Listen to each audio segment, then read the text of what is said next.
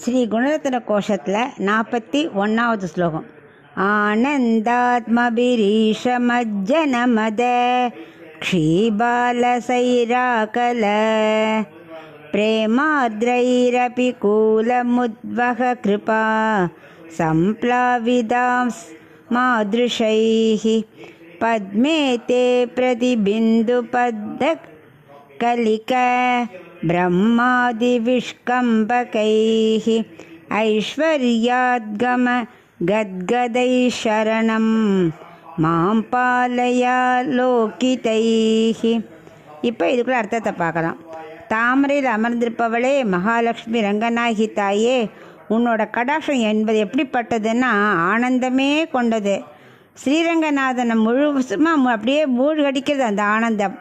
அப்படியே அவனை மூழ்கடிச்சிட்டு அந்த மகிழ்ச்சி காரணமாக ரொம்ப களிப்புட சந்தோஷமாக இருக்கார். அந்த மகிழ்ச்சி ஆனந்தம் எவ்வளவு கழுத்து வரைக்கும் மூழ்கடிச்சிருக்கு. அது கரைபுரண்டு ஓடுற வெள்ளம் போன்று அந்த ஆனந்தம் கொடுக்கறது. இந்த கர்ம வசப்பட்டு கிடக்கிற என் போன்றோரை சுத்தமாக்க வல்லது. வீசி எரியும் ஒவ்வொரு அலையும், அதாவது கடாட்சம் அலை போல வீசுறதான். அந்த மாதிரி வீசுகிற ஒவ்வொரு அலையும் பிரம்மன் முதலானவர்களை படைக்க வல்லது. இப்படி தோன்றிய பிரம்மன் முதலானோர் இந்த கடாட்சம் எனக்கு உனக்குன்னு போட்டியிட செய்யறதான். தாயே, வேற கதி இல்லாமல் நான் நிற்கிறேன், என்னை உனது கடாட்சம் மூலம் காத்தருள்வாயாக அப்படிங்கிறார்.